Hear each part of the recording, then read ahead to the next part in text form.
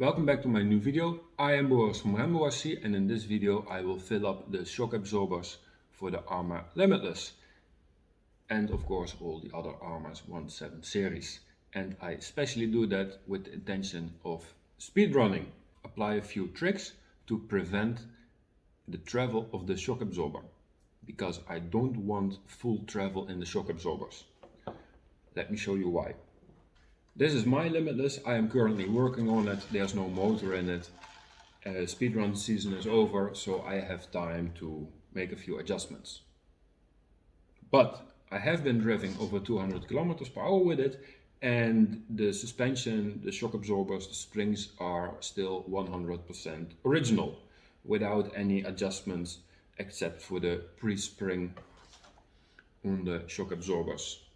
That's it. But as you can see, when I press down here, it touches the table, and when you drive at high speeds and you have too much downforce, it is possible that the car is going to touch the ground. And in the rear, exactly the same. When I press it really hard, it is touching the ground, and you don't want that. You can damage the car, but especially you don't want the rear to be lower than the front, because if the rear is lower than the front, the car sits like this. Then air can come under it, and a cushion of air can be built up, and if it gets too much, the car will lift off. Speedrun is over, probably the car also. So you never want the rear lower than the front.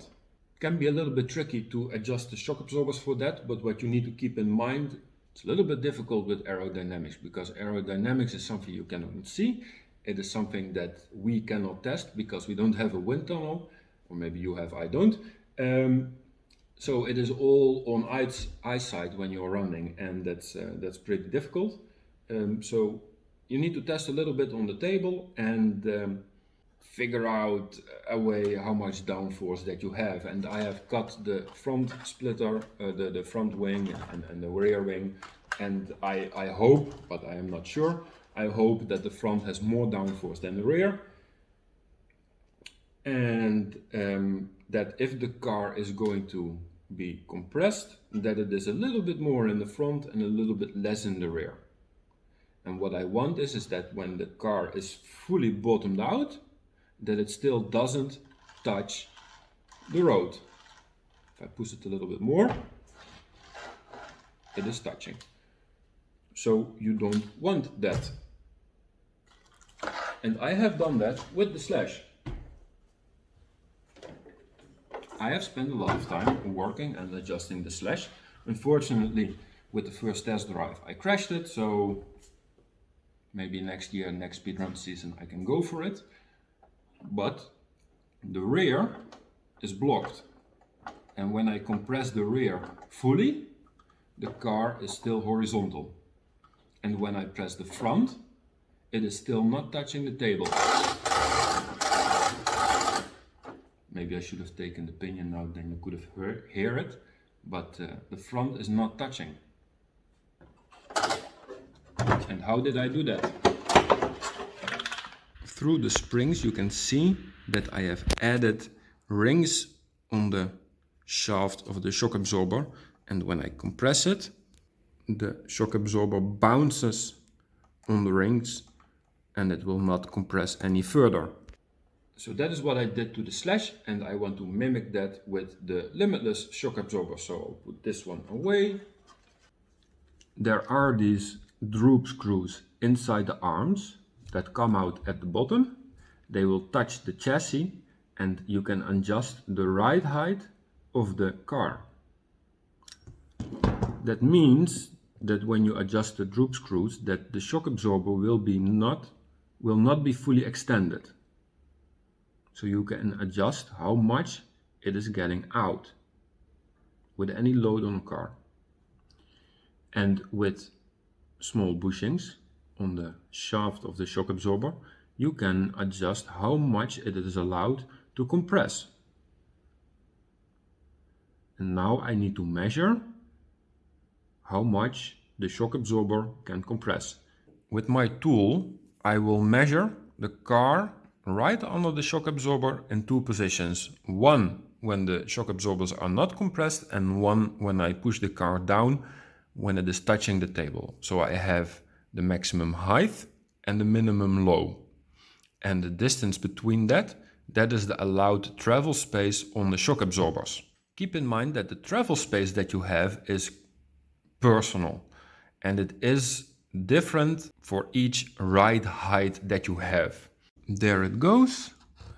Push it a little bit until it doesn't go any further.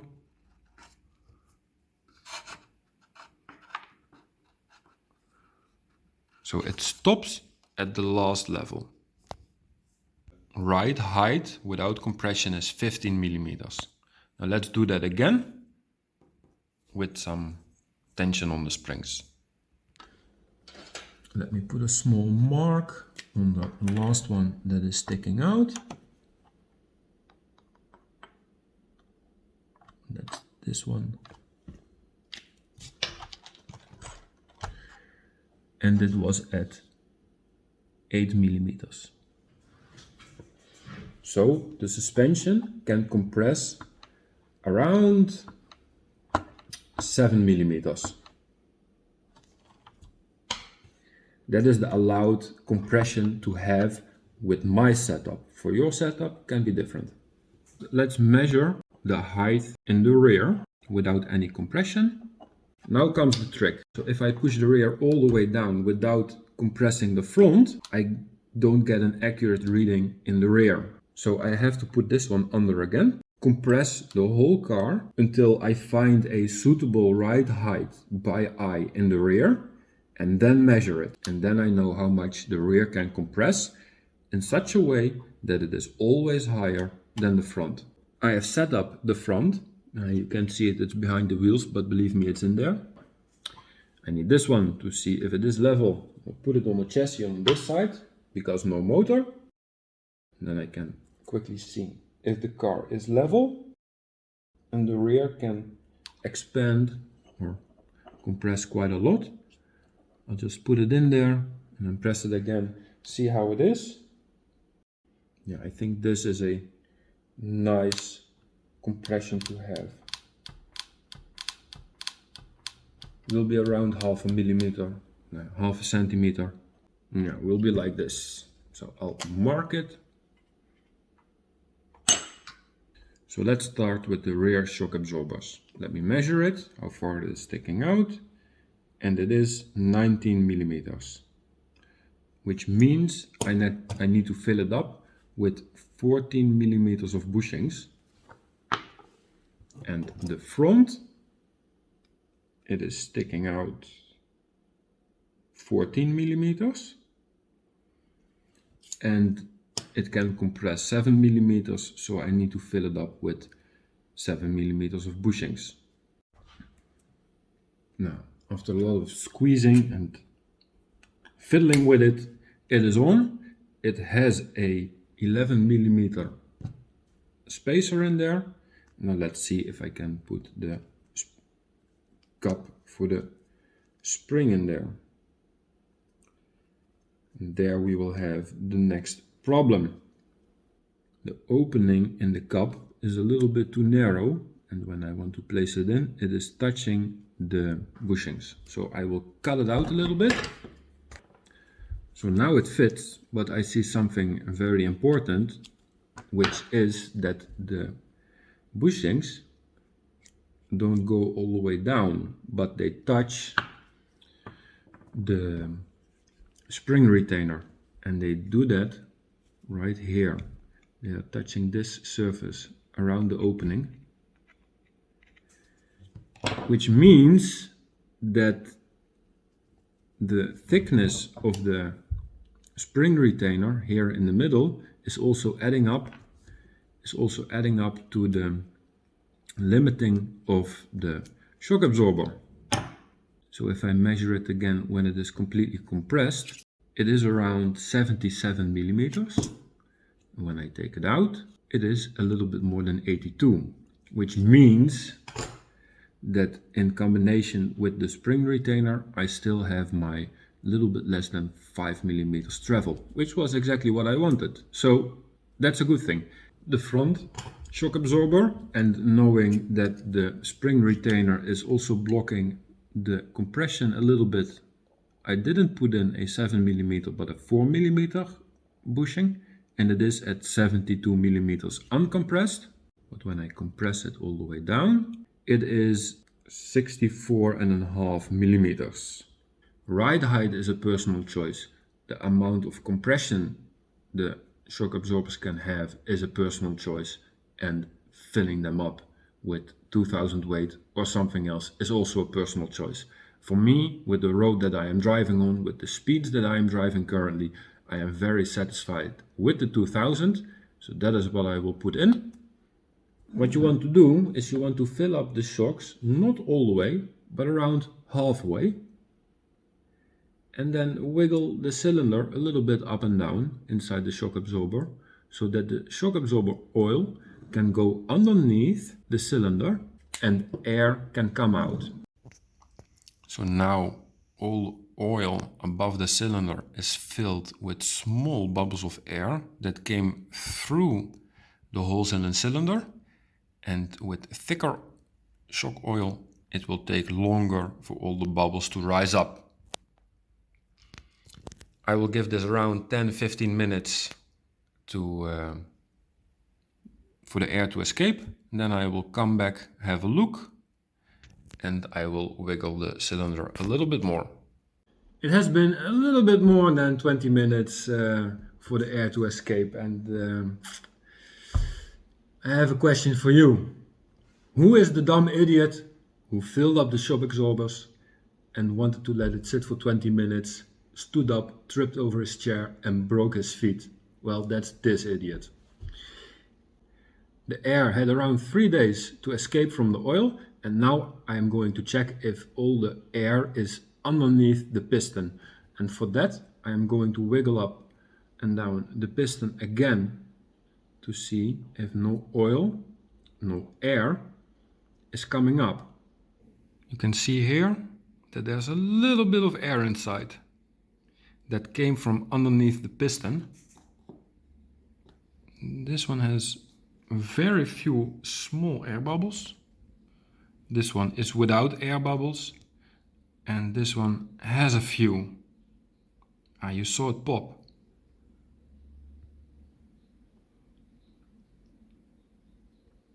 Now you can see how long it takes for the air bubbles to reach the surface. There went another one, another one. Yeah. So this was the first shock absorber.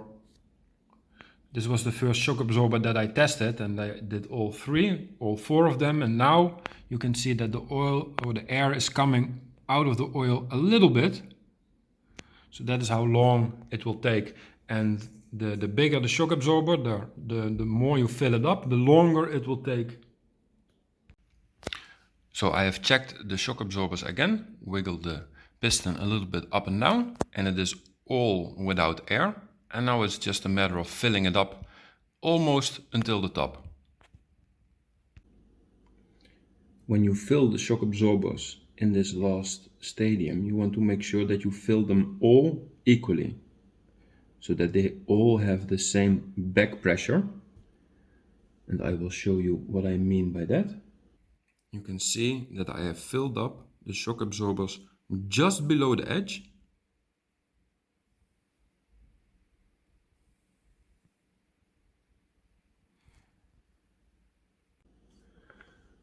When you compress the shock absorber and the piston goes up, the piston rod also goes into the shock absorber, which pushes the shock absorber oil up, and this bulge creates back pressure to compensate for the extra volume that goes into the shock absorber. When you release tension on the shock absorber, it will be pushed out a little bit by this bulge, and the amount that it is going to be pushed out, you want that to be the same for all shock absorbers. While closing the shock absorbers, there's a big possibility that the excess of oil will come out and will spill over the outside of the shock absorber. And we can just clean that away. And in order to clean it away in a proper way, I took off these rings. I should have started with that. I did it a few minutes ago. Tighten it all the way down, not over tightening it. There was a little bit of oil coming out. And let us check how much back pressure we have.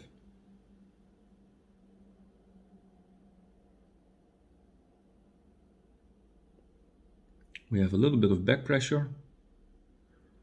It's coming out all the way.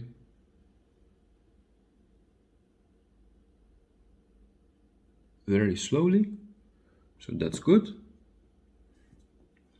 This one is also closed up.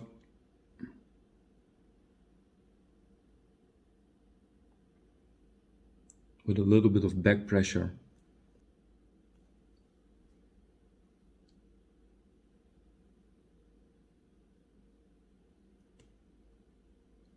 Also comes out slowly all the way. This one doesn't have as much back pressure as the other ones, so I will put a little bit more oil into this one. And the difference between this one and the rest can be just a few drops. So I will put in a little bit.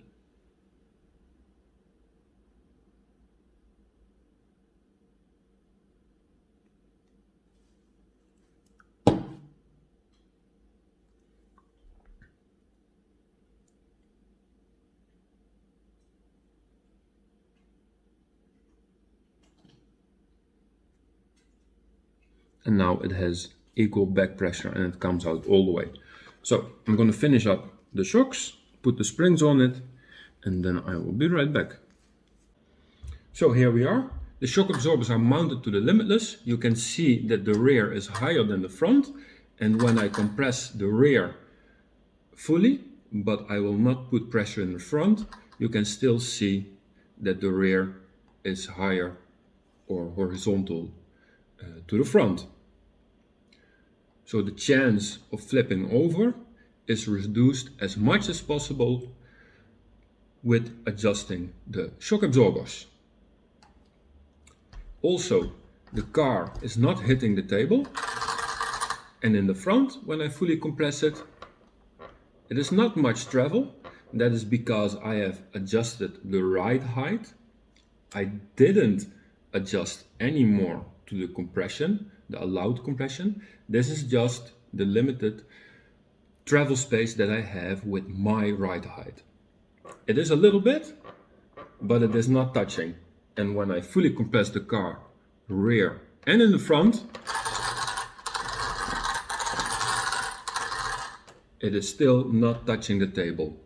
So the chances of scraping my chassis over the asphalt is very limited. Again, this setup is personal. I drive a really smooth new piece of asphalt without any damages, without bumps in it.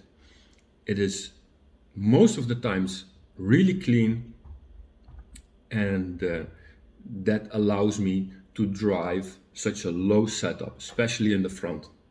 I want to thank you for watching. If you like my video or if you've learned something, leave a like. If you want to see more of my videos, tips and tricks for speedrunning, different setups for different cars, check out my channel, and then I will see you in my next video. Bye bye.